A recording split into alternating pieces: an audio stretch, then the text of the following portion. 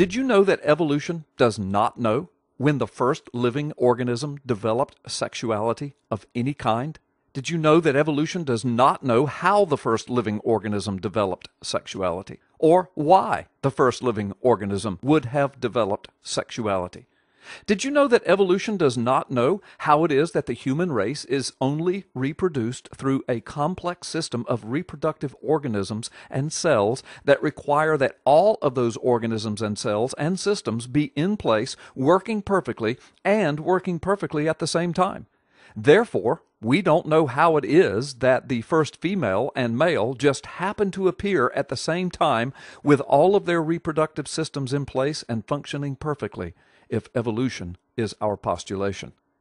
Did you know that the human race is just one out of scores of millions of species on the face of the earth who use a distinctive reproductive system requiring both a male and female to reproduce?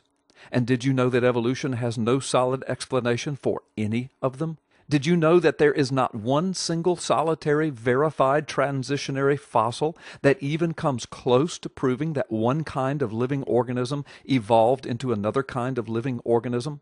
Did you know that evolution's best answer to this fossil conundrum is that the totality of the fossil record proves the transitions, since one can obviously see the similarities in different species types through the fossil record, thus proving that one species had to come from another species? Did you know that this supposition is about as ridiculous as you visiting a junkyard and finding television parts, microwave parts, washing machine parts, and computer parts, and then declaring categorically that one had to have come from the other? Because after all, look how similar the parts appear.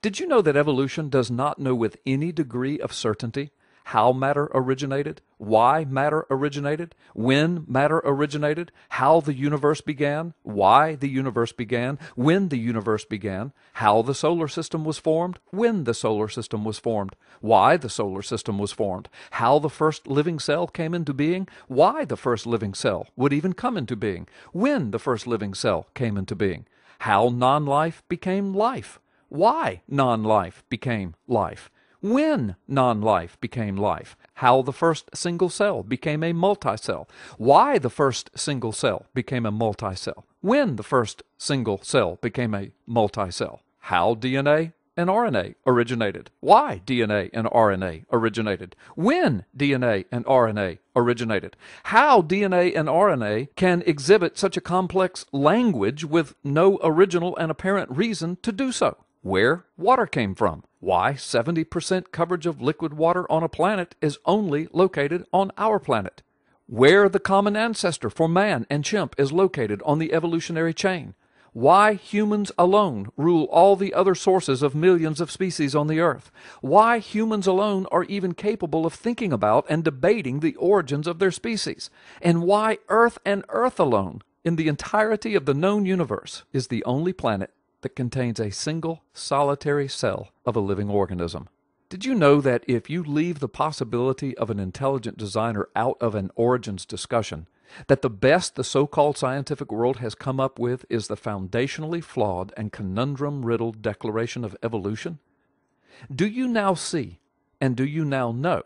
that even though evolution is an interesting theory upon which to ponder, it is far from being settled science to the exclusion of all other possible explanations?